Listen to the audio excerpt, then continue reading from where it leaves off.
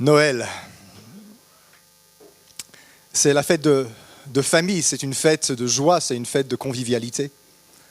Mais je ne suis pas sûr qu'on se rend compte de tout son aspect caché, de ce qui se passe dans l'invisible derrière cet événement tout simple d'un enfant qui est né dans une étable il y a 2000 ans, à Bethléem.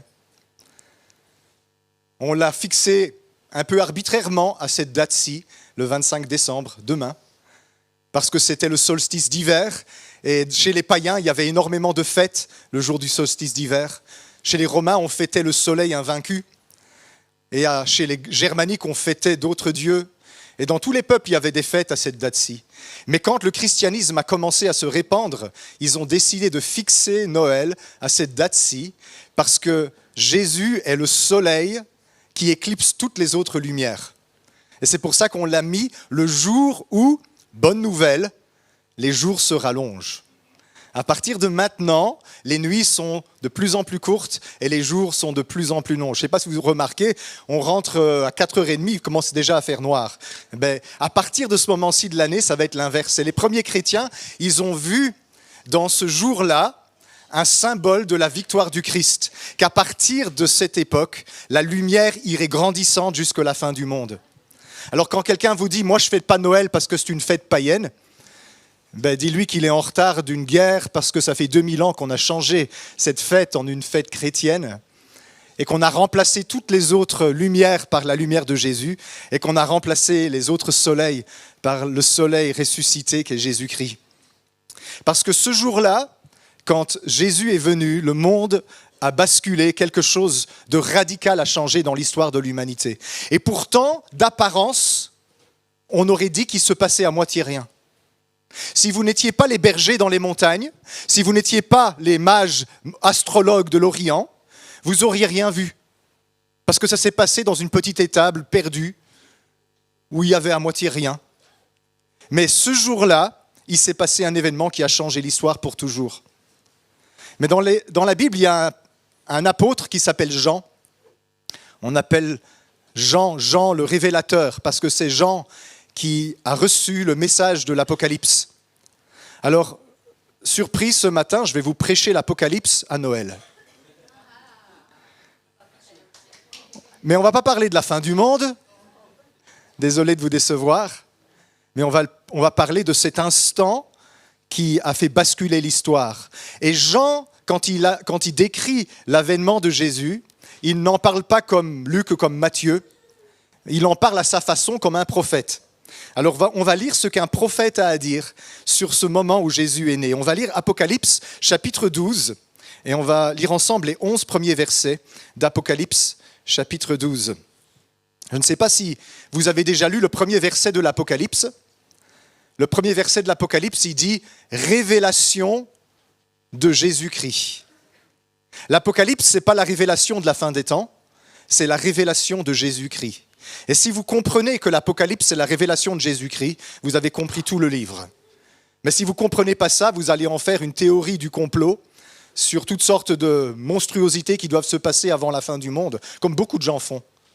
Mais ici, au centre de l'Apocalypse, au chapitre 12, on a un résumé de toute l'histoire de l'humanité en quelques versets, sous forme symbolique parce que c'est une prophétie. Mais on va la lire ensemble. Apocalypse 12. Un grand signe parut dans le ciel. Une femme enveloppée du soleil, la lune sous ses pieds et une couronne de 12 étoiles sur sa tête. Elle était enceinte et elle criait, étant en travail et dans les douleurs de l'enfantement. Un autre signe parut encore dans le ciel. Et voici, c'était un dragon, un grand dragon, rouge feu, ayant 7 têtes et 10 cornes, et sur ces 7 têtes, des diadèmes. Sa queue entraînait le tiers des étoiles du ciel et les jetait sur la terre. Le dragon se tint devant la femme qui allait enfanter, afin de dévorer son enfant lorsqu'elle aurait enfanté. Elle enfanta un fils qui doit paître toutes les nations avec une verge de fer. Et son enfant fut enlevé vers Dieu et vers son trône. Et la femme s'enfuit dans le désert, où elle avait un lieu préparé par Dieu, afin d'y être nourrie pendant 1260 jours. Il y eut guerre dans le ciel. Michel et ses anges combattirent contre le dragon, et le dragon et ses anges combattirent. Mais ils ne furent pas les plus forts, et leur place ne fut plus trouvée dans le ciel. Il fut précipité, le grand dragon, le serpent ancien, appelé le diable et Satan, celui qui séduit toute la terre. Il fut précipité sur la terre, et ses anges furent précipités avec lui. Et j'entendis dans le ciel une voix forte qui disait : « Maintenant, le salut est arrivé, ainsi que la puissance, le règne de notre Dieu et l'autorité de son Christ. Car il a été précipité, l'accusateur de nos frères, celui qui les accusait devant notre Dieu jour et nuit. Ils l'ont vaincu à cause du sang de l'agneau et à cause de la parole de leur témoignage, car ils n'ont pas aimé leur vie jusqu'à craindre la mort. » Jusque-là. Cette vision de Jean résume toute l'histoire de l'humanité. Et malgré les apparences anodines de cette fête de Noël, qui semble être simplement un moment paisible à passer entre familles et à s'offrir des cadeaux, à boire un petit coup de trop, à manger la bûche que grand-mère a fait, que tous les ans on est obligé de manger. Venez dans ma famille, vous allez voir. Contrairement aux apparences, Noël est un acte de guerre. Noël est le commencement d'une guerre spirituelle très, très intense, dont dépend l'avenir de toute l'humanité. Et cette guerre, elle était préparée depuis le début du monde. Depuis que le premier être humain a détourné son cœur de Dieu et tombé dans le péché, cette guerre était prévue. Un jour, Dieu viendrait et il renverserait les puissances qui tyrannisent l'humanité en les maintenant dans les ténèbres. Et Dieu, peut-être que vous êtes jaloux, a choisi un peuple. Et vous vous dites, mais pourquoi Dieu a choisi Israël ? Israël n'est pas le meilleur des peuples. Dieu a dit à Israël, je ne vous ai pas choisi parce que vous êtes le meilleur des peuples. Mais vous savez pourquoi Dieu a choisi Israël ? Parce qu'il a décidé de faire naître le Messie de sa descendance. Depuis le début, il avait orchestré cela. Un acte de révolution allait arriver. Il allait naître d'une femme, quelqu'un qui renverserait le pouvoir du serpent. Et c'est pour ça qu'au verset 1er, on voit ce grand signe dans le ciel. Une femme enveloppée de soleil, la lune sous ses pieds, une couronne de 12 étoiles sur sa tête. Alors, pour comprendre l'Apocalypse, il faut bien comprendre l'Ancien Testament. L'Apocalypse, c'est environ 518 citations directes de l'Ancien Testament. Et donc, si vous ne connaissez pas l'Ancien Testament, vous ne pouvez pas comprendre l'Apocalypse. Mais ce passage-là fait référence à une vision de Joseph, un des fils de Jacob. Joseph, il avait vu Israël, il avait vu son père, et il avait vu sa mère, et il avait vu ses frères, et il avait vu le soleil, la lune, et 12 étoiles. Vous vous rappelez dans la vision, là ? Et il voyait toute sa famille venir se prosterner devant lui. Alors évidemment, Joseph, il a pris ça un peu narcissiquement, et il a eu des problèmes. Mais je pense qu'il ne se rendait pas compte que ça prophétisait quelque chose qui le dépassait lui. Oui, bien sûr, plus tard, sa famille est venue se prosterner devant lui. Mais à travers Joseph, il y avait un événement qui était annoncé où il y aurait une femme, le soleil sur sa tête, la lune sous ses pieds et 12 étoiles autour d'elle. Et d'elle naîtrait celui devant qui tout le monde se prosternerait, le Christ. Vous voyez, Dieu n'a jamais eu d'autre plan. Il n'y a pas de plan B avec Dieu. Ça a toujours été ça depuis le début. Il l'a annoncé depuis le commencement. Dès que l'être humain est tombé, il a dit au serpent, de la descendance de la femme naîtra quelqu'un qui sera ton ennemi. Et le jour où tu lui mordras le talon, lui, il t'écrasera la tête. Et Jésus était déjà annoncé à ce moment-là. La victoire de Dieu était déjà annoncée depuis le commencement. Ok, serpent, tu as gagné cette bataille. Mais sache que de la descendance de cette femme que tu as fait tomber et de cet homme que tu as fait tomber, un jour mon fils naîtra. Et le jour où toi tu le mordras parce que tu penseras gagner, ce sera le jour où, comme un mégot de cigarette, il t'écrasera la tête. Et la fête de Noël, ce n'est rien d'autre que la déclaration de guerre de Dieu à toutes les puissances des ténèbres. Il a fait naître son fils au travers de cette femme. Verset 2, elle était enceinte et elle criait, étant en travail et dans les douleurs de l'enfantement. Cette femme, c'est Israël. C'est le peuple descendant d'Abraham qui a souffert pendant des millénaires. Qui a souffert pendant des millénaires parce qu'il y a quelque chose de particulier que Dieu veut de ce peuple. Ce n'est pas le meilleur peuple de la terre. Je ne sais pas ce que vous pensez d'Israël, vous pouvez avoir votre opinion politique. Mais quand je parle d'Israël, je ne suis pas en train de parler d'un pays quelque part au Proche-Orient. Je ne suis pas en train de parler de ça. Mais je suis en train de parler de cette promesse que Dieu a faite à la descendance d'Abraham. Il y a un enjeu derrière ça. Et le serpent le sait depuis le commencement. Il sait que de cette descendance-là qui ressemble à rien, va naître quelqu'un qui va lui écraser la tête. Et c'est pour ça que vous allez voir dans le cœur du serpent une volonté de détruire et de tuer tous les enfants qui naissent de cette descendance. On l'a déjà vu, il y a eu plusieurs génocides dans l'histoire d'Israël. Dans l'Antiquité, au temps des Perses, au temps des Babyloniens, puis il y a eu les Grecs, puis il y a eu les Romains. Il y a toujours eu ce genre de choses. Et il y avait une volonté d'éliminer cette nation, pas tellement à cause d'elle, mais à cause de la promesse qu'elle renferme. Et du temps de Moïse, vous avez déjà vu ce qui s'est passé. Le pharaon avait très peur que le libérateur naisse. Alors il a fait tuer tous les petits enfants. Et il a ordonné aux sages-femmes de tuer les bébés dès qu'ils naissaient.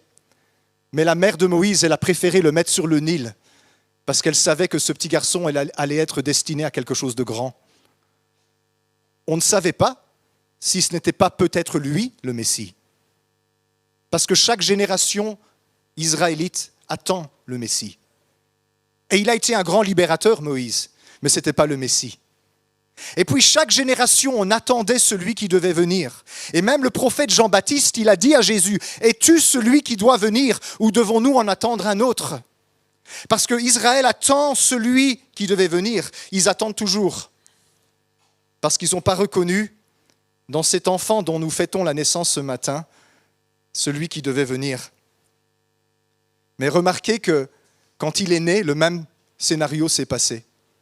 Le roi Hérode a demandé aux astrologues, quand est-ce que vous avez vu cette étoile? Quand est-ce qu'il est né, ce petit garçon? Et ils lui ont donné à peu près une date. Et alors Hérode, il a calculé l'âge que devait avoir ce petit garçon.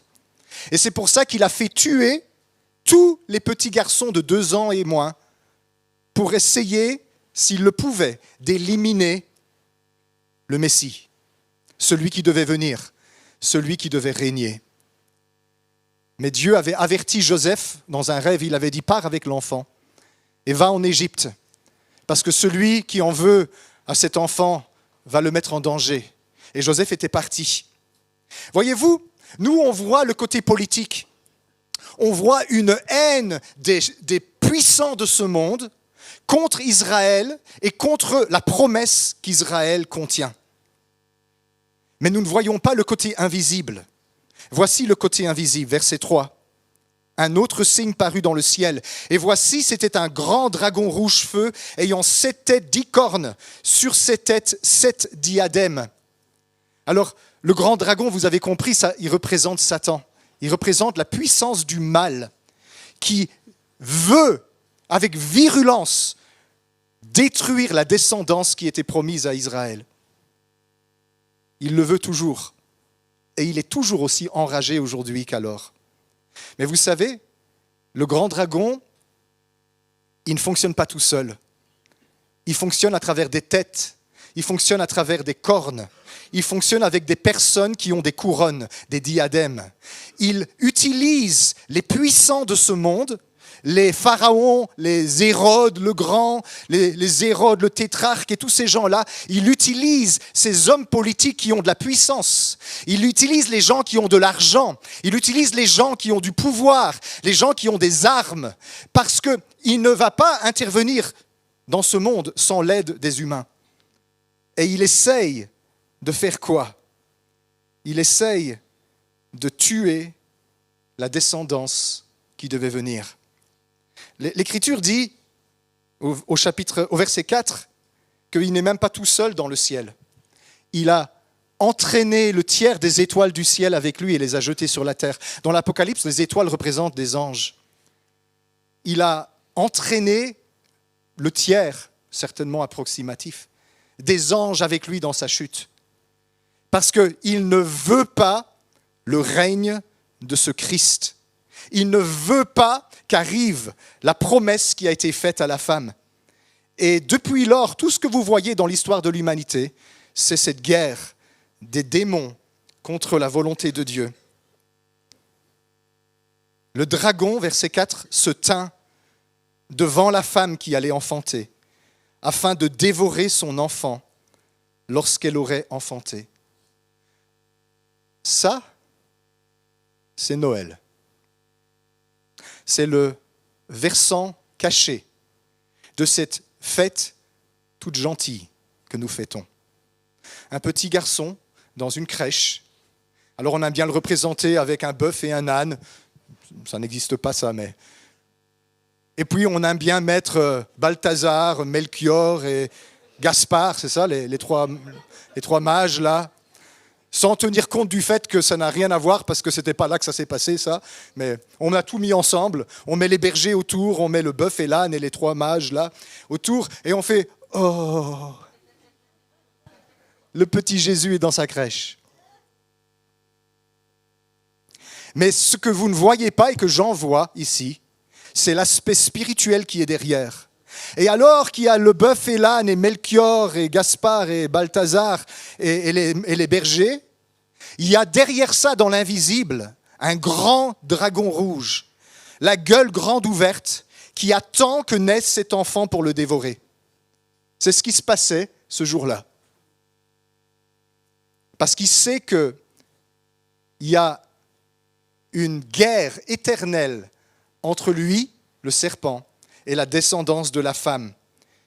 Et il sait que va venir un jour où il devra livrer un combat ultime, fatidique, contre Dieu, où il aura une opportunité de mordre le Fils de Dieu au talon.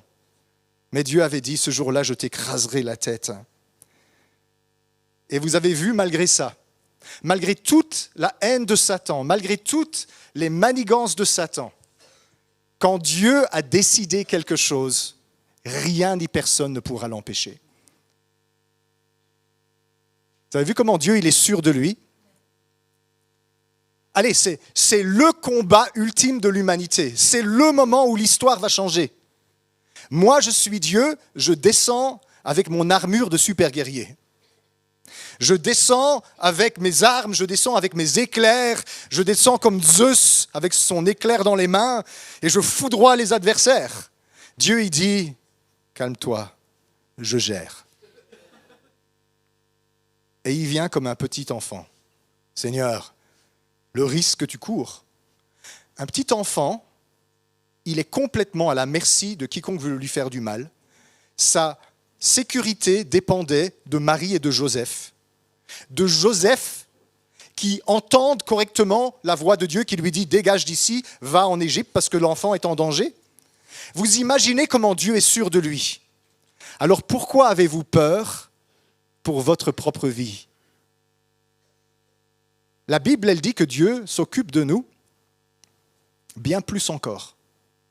Car s'il n'a pas épargné son propre Fils, à combien plus forte raison nous donnera-t-il à nous toutes choses avec lui? Alors si Dieu est tellement sûr de lui qu'il peut venir comme un petit enfant, et il dit « Je gère, vous inquiétez pas, mon petit doigt est plus puissant que toutes les armées du diable », on n'a pas de raison d'avoir peur. Parce que s'il a fait ça, il va nous conduire tous ici à la victoire. Par des montagnes et des vallées. Mais Dieu va nous conduire à la victoire. Le dragon rugit devant toi. Peut-être que tu te sens attaqué, peut-être que tu es persécuté, peut-être que tu vois le côté visible, les humains, peut-être que tu perçois le côté invisible, les puissances des ténèbres. Noël, c'est l'histoire de Dieu qui dit « Ne t'inquiète pas, je t'envoie du renfort. » Un bébé. Seigneur, tu ne peux pas envoyer aussi quelques légions d'anges avec lui, là, tant qu'on y est. Non, ça va, un bébé, ça va suffire. Dieu est sûr de lui, il est sûr de sa victoire. Elle enfanta un fils qui doit paître toutes les nations avec un bâton de fer, une verge de fer. Mais son enfant fut enlevé vers Dieu et vers son trône. Jésus est parti dans le ciel. Il a échappé pour toujours maintenant aux griffes du dragon. Et la femme, verset 6, Israël, s'enfuit dans le désert, où elle avait un lieu préparé par Dieu afin d'y être nourrie pendant 1260 jours. Israël, après l'époque de Jésus, en l'an 70, les Romains ont tout détruit. Il y a la guerre juive qui a commencé en 66, c'est sous l'ordre de Néron que le temple va être détruit. Néron ne sera plus vivant pour le voir, parce qu'il est mort en 68. Mais en 70, les Romains vont détruire le temple, brûler, ils vont installer leurs étendards païens dans le lieu saint, et Israël va être détruit et va être obligé de partir au désert. Et ils vont être obligés de ne plus occuper cette terre que Dieu leur avait donnée, parce que les Romains les en ont expulsés. Mais Dieu les a protégés jusqu'à aujourd'hui. Alors, je ne suis pas en train de faire de la politique ce matin, parce que je sais très bien ce qui est en train de se passer dans la tête de 2-3. Quelles que soient vos opinions politiques au sujet de l'État d'Israël moderne, laissez-moi vous dire tout de même, l'antisémitisme sort tout droit du ventre du dragon. Peu importe ce que vous pensez, vous avez droit à vos opinions politiques, j'ai les miennes, je ne vous les partage pas. On est une église, on n'est pas un groupe politique. Mais l'antisémitisme viscéral sort des tripes du dragon. Et il a toujours été ainsi, et il sera toujours ainsi. Il déteste ce peuple, pas à cause de sa race, mais à cause des promesses de Dieu qui sont attachées à ce peuple. À cause de la naissance de celui qui devait venir et qui allait révolutionner l'histoire. Elle a enfanté un fils qui doit faire paix toutes les nations avec une verge de fer. Il est appelé à régner sur cette terre. Son travail n'est pas terminé, il va revenir dans la gloire et il va régner sur cette terre. Et ça, le diable ne le veut pas. Alors, il n'a pas réussi à empêcher sa naissance. Il n'a pas réussi à empêcher son ministère. Il n'a pas réussi à empêcher sa crucifixion. C'est même lui qui en a été l'artisan, sans même se rendre compte qu'il se tirait une balle dans le pied. Parce que le jour où Jésus est mort sur cette croix, la plus grande arme de Satan était brisée, le péché. Il n'a pas réussi à empêcher sa résurrection. Il a eu une belle surprise. Quand Jésus est mort, l'Écriture dit qu'il est venu reprendre les clés de la mort à celui qui les détenait. Il a vaincu Satan sur son propre terrain. Il n'a pas réussi à empêcher son ascension dans la gloire. Il est monté à la droite de Dieu.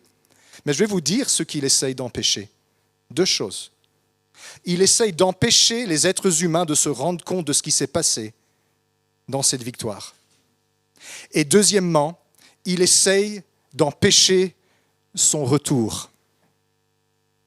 Parce que les anges ont dit de Jésus, vous voyez Jésus qui est monté, il va revenir ici de la même manière qu'il est monté. Alors ce que le diable essaye de faire, c'est deux choses. Un, qu'il n'y ait plus personne qui se souvienne de ce que Jésus a fait quand Jésus reviendra.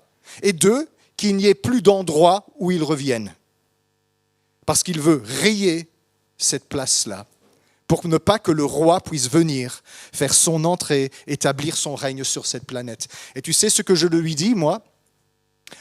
Bonne chance. Parce que si tu n'as pas réussi à travers toute l'histoire, et si tu n'as pas réussi quand il était un petit enfant, comment tu penses arrêter le roi de gloire qui va venir avec les anges et toute la puissance du ciel ? Ça ne sera pas suffisant.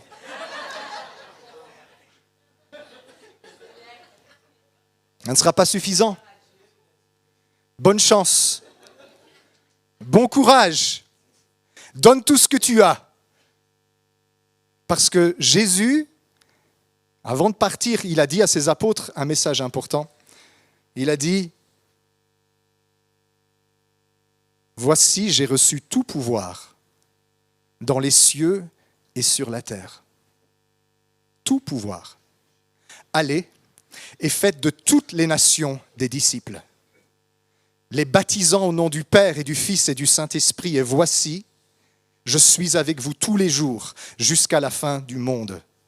Pas une virgule de ce qu'il a dit là ne pourra être abolie par les œuvres du diable. Et jusqu'à la fin de ce monde, ce qui va se passer, c'est un déploiement progressif de toute la puissance de Jésus, une extension de son pouvoir au travers de l'évangélisation du monde qui ira jusqu'aux extrémités de la terre, baptisant, enseignant, avec Jésus qui nous accompagne à chaque instant. Je suis avec vous tous les jours jusqu'à la fin du monde. Alors, on est faibles, nous, on n'est pas grand-chose. On pourrait nous tuer pour un oui ou pour un non, tellement on est faible. Mais on ne vous tuera pas plus qu'on a tué Jésus quand il était un bébé. Si vous êtes engagés dans cette grande mission que Dieu nous a donnée. Et c'est pour ça que cette vision que nous venons de lire de Jean représente une réalité spirituelle par rapport à laquelle chacun de nous devons nous positionner. Il n'y a pas de territoire démilitarisé. Il n'y a pas de zone neutre dans cette guerre-là. Vous êtes avec lui ou vous êtes avec le dragon. Oui, moi je suis neutre, je ne sais pas encore de quel côté je suis. Si tu as besoin de te demander de quel côté tu es, la décision a déjà été prise pour toi. Il y a la Suisse aussi. La Suisse aussi. Tu es en Suisse, mais la Suisse, elle n'est pas neutre non plus. Chaque individu, on doit se positionner. Parce que dans cette histoire que nous venons de lire avec le dragon et l'enfant, il n'y a que deux possibilités. Je suis avec l'enfant ou je suis avec celui qui veut tuer l'enfant. Alors vous allez dire, oui, moi j'ai des autres opinions. Vous êtes avec l'enfant ou vous êtes avec celui qui veut tuer l'enfant. Parce que ça, c'est un résumé de l'histoire.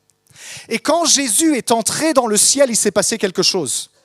Parce que figurez-vous que son travail sur terre n'était pas la fin de son travail. Dès qu'il est rentré dans le ciel, il y a eu un grand remue-ménage là-haut. Verset 7. Il y eut guerre dans le ciel. Son ascension dans le ciel a provoqué une guerre spirituelle dans le ciel. Michaël et ses anges combattirent le dragon, et le dragon et ses anges combattirent. Une grande guerre dans le ciel. Mais ils ne furent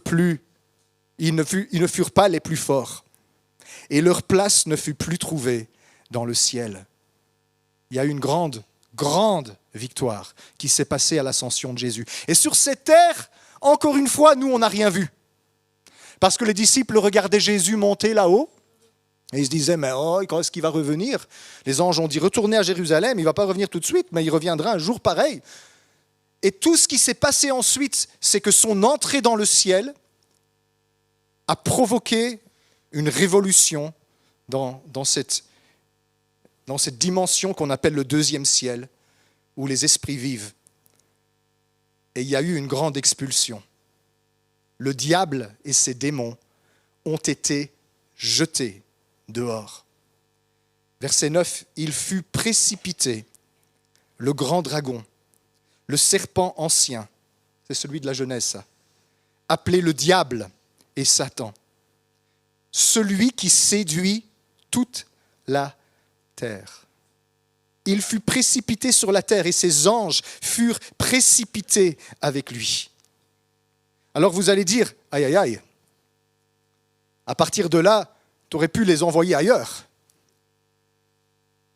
Oui, mais cet instant-là, où le diable est déchu de son rang, où il perd sa légitimité, son autorité et sa place, c'est un instant de victoire pour tous ceux qui sont du côté de l'enfant.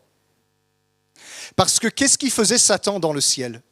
La Bible dit qu'il accusait jour et nuit les enfants de Dieu devant le trône de Dieu.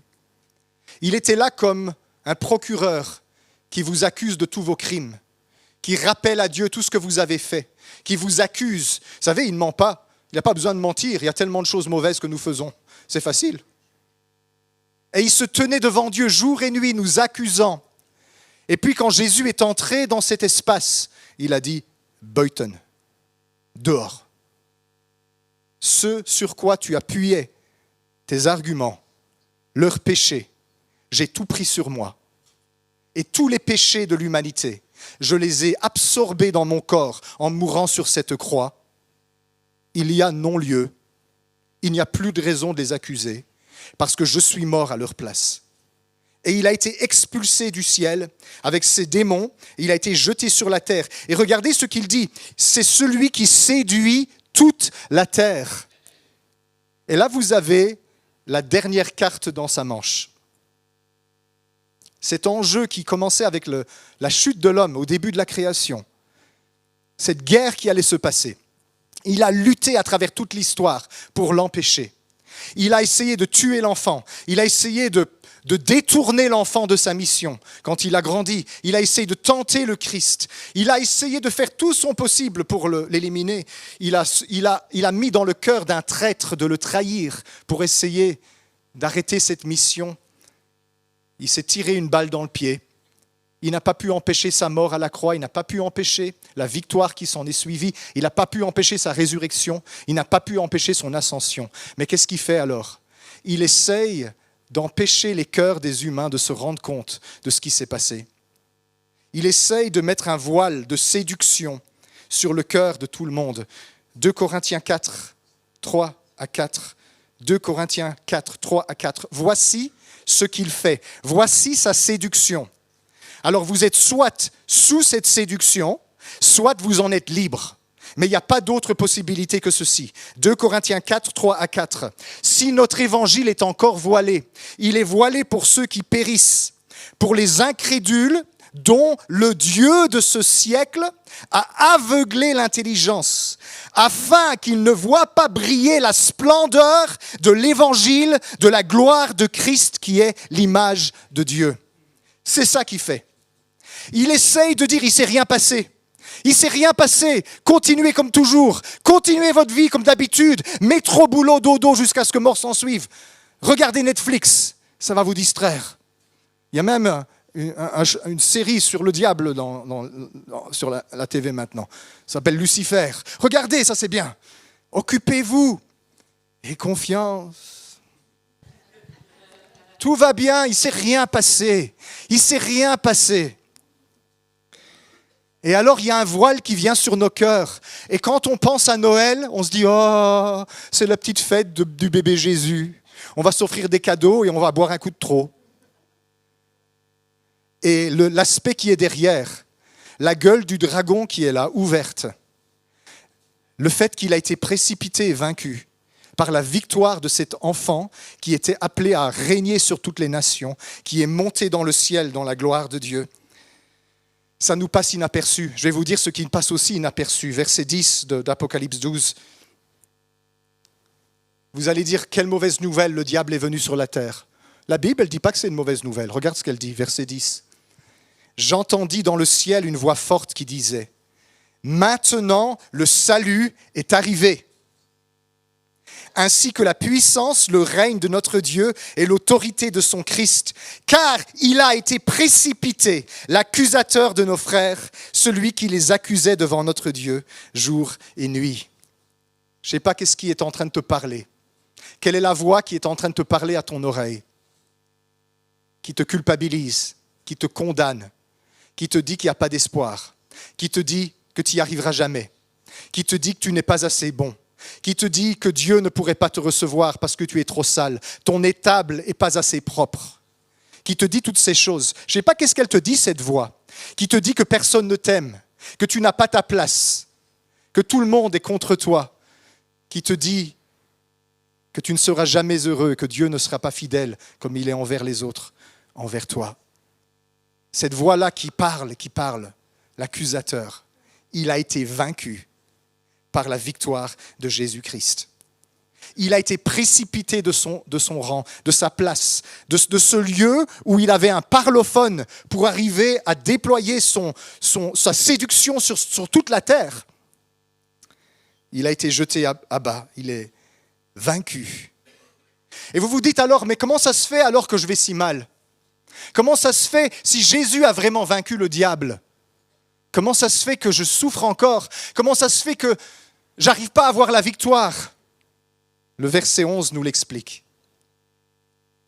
Ils l'ont vaincu à cause du sang de l'agneau et à cause de la parole de leur témoignage, et ils n'ont pas aimé leur vie jusqu'à avoir peur de la mort. Vous avez vu, il y a deux éléments. Un élément qui ne dépend pas de vous.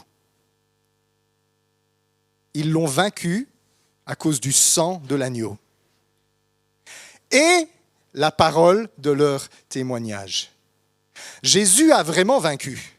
Il a précipité le diable et l'accusateur.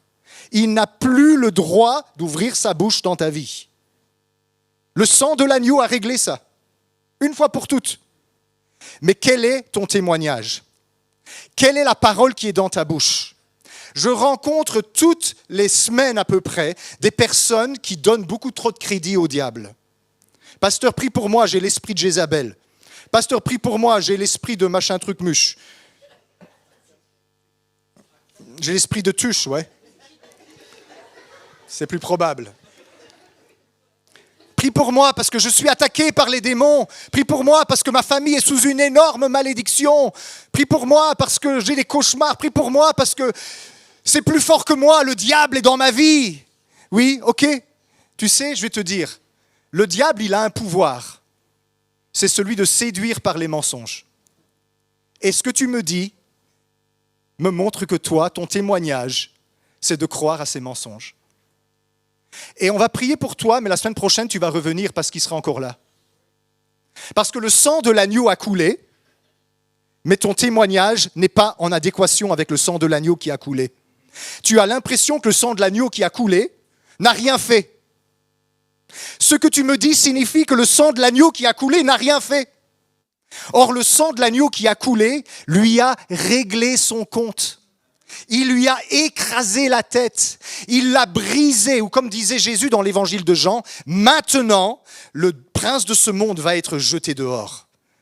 Il a été jeté dehors, il a été brisé, il a été vaincu. Et la solution pour tous ceux qui sont accablés par Satan, pour tous ceux qui sont sous la séduction de ces mensonges, c'est pas de courir d'homme de Dieu en femme de Dieu et dire « prie pour moi, asperge-moi avec de l'eau bénite ». Brûle-moi avec une croix chauffée à blanc. C'est pas ça qui va t'aider. Ça peut t'aider, mais ça va pas t'aider. Si tu veux, on le fait quand même. Mais tu reviendras la semaine prochaine.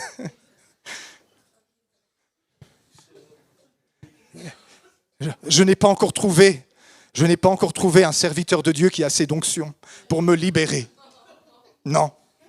En Belgique, ça ne va pas. Il faut que j'aille en Amérique du Sud. Là, ils ont de l'onction pour libérer.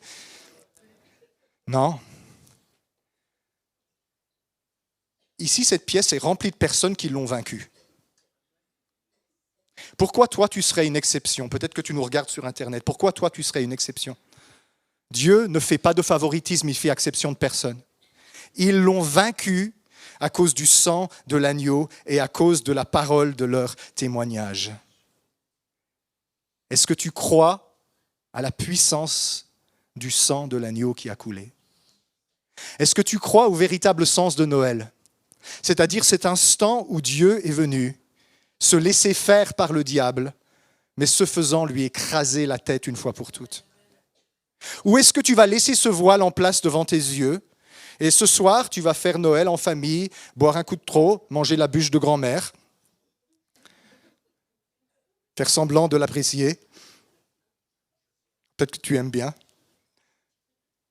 et oublier l'enjeu principal de cette fête. Le jour où l'histoire a basculé, le jour où les ténèbres ont pris un coup dont ils ne se relèveront jamais, où le Fils de Dieu a écrasé la tête du serpent. Je vais vous dire, j'ai longtemps combattu contre les démons. Des années. J'ai jamais eu la victoire. Vous savez pourquoi? Parce que je l'avais déjà. La victoire sur les démons ne dépend pas d'un bras de fer que je réalise dans mon histoire. Elle ne dépend pas de qui a imposé les mains. Elle ne dépend pas de qui m'a aspergé d'eau bénite. Elle ne dépend pas de combien je crie ou combien je jeûne. Elle dépend de ce petit enfant qui est venu terrasser le dragon. Elle dépend de lui. Et vous aurez la victoire sur Satan à partir du moment où vous allez mettre votre confiance dans le sang de Jésus qui a coulé. Et vous allez accepter qu'à la croix, il a vaincu les puissances des ténèbres pour vous. Et votre bouche va commencer à s'aligner avec ça. Non, non, non, je ne tombe plus dans ton bluff. Tu n'as pas de pouvoir sur moi. Tu n'as pas de puissance sur moi. Tu es déjà vaincu. Moi, je crois que tu bluffes et que tu n'as rien dans ton jeu. Alors monte tes cartes. C'est un coup de poker, vous savez. Au poker, si tu peux croire que l'autre en face, il a 4 as, eh ben tu vas plier. Tu vas te coucher. Mais je vais vous dire, dans le jeu de Satan, il y a que dalle. Il n'y a plus rien. Il n'a rien dans son jeu. Il n'a pas pu empêcher Jésus de venir et de faire tout ce qu'il a fait. Il ne peut pas l'empêcher d'ouvrir les yeux des aveugles et de faire venir les personnes à la lumière.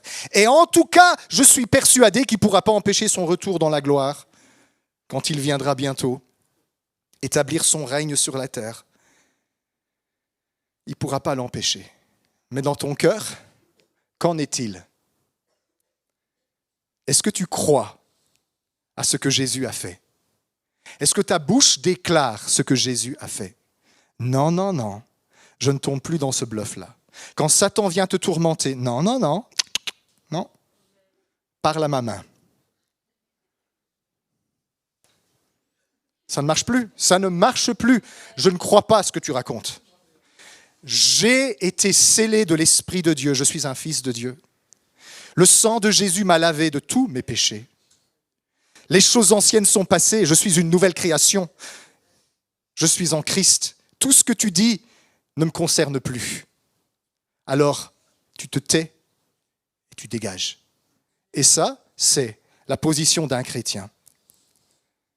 Mais si tu dis « Oh, je suis accablé par les démons », les démons font « Oui, oui, oui, oui, oui, oui, tu es accablé. Jésus n'a jamais rien fait. » Je n'ai encore jamais trouvé un démon qui peut résister au nom de Jésus. Jamais. Jamais. Un jour, ça s'est passé pas loin d'ici, avec un ancien membre de l'église, on ne sait même plus ce qu'il est devenu. C'était un monsieur qui avait beaucoup de chats, beaucoup trop de chats. Sa maison sentait le chat. Et il était adepte du Père Samuel. Vous connaissez le Père Samuel, qui est un prêtre catholique excommunié, défroqué, mais qui continue quand même son truc. Et ce monsieur, il avait des démons dans sa maison. Et alors, il a appelé le Père Samuel à son secours. Et le Père Samuel, il est venu, il a installé sa grosse Bible, il a fait son cercle par terre et tous les machins de rituel du grand exorcisme. Et puis, il a commencé à invoquer Saint Raphaël. Saint Raphaël, au secours. Et le monsieur que beaucoup d'anciens ont connu. Hein. Je ne vais pas dire son nom, mais certains que beaucoup s'en souviennent. Le gars qui était dans notre église, il a vu le père Samuel soulevé du sol, jeté contre le mur, tombé par terre. Il a ramassé sa Bible et toutes ses affaires, il s'est barré. Mais oui, Saint Raphaël ne peut rien faire pour toi. Et puis, le pasteur, Jacques Lemaire, qui était pasteur ici. Ce monsieur-là l'a invité à la maison. Il est rentré dans la maison, il a dit « Ah, il paraît que ta maison, elle est hantée, tu as des esprits ici, on va faire une prière. » Il a prié, il ne s'est rien passé. Les esprits ne se sont même pas manifestés, ils ont juste disparu. Ah oui, vous auriez aimé que je vous dise que des éclairs ont jailli des doigts.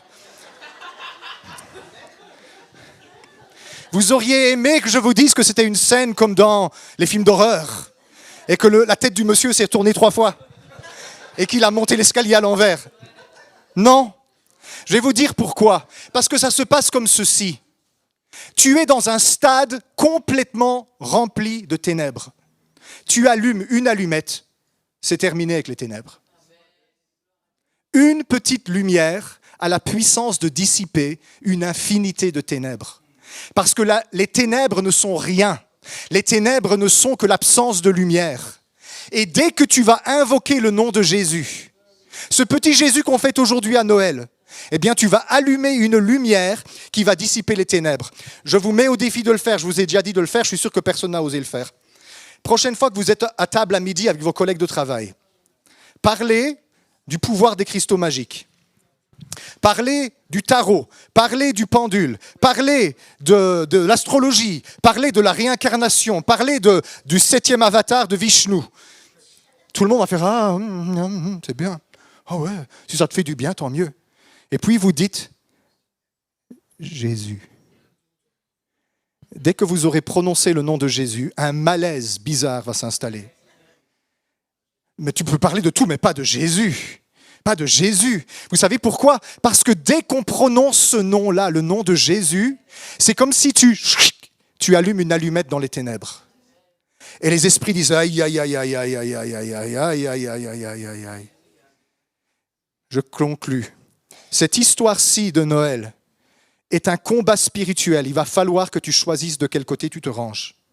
Il n'y a pas de zone démilitarisée, il n'y a pas de zone neutre. Tu es avec l'enfant ou tu es avec le dragon. Mais si tu es avec l'enfant, eh bien tu peux te lever avec moi et dire « Nous l'avons vaincu » par le sang de l'agneau et par la parole de notre témoignage.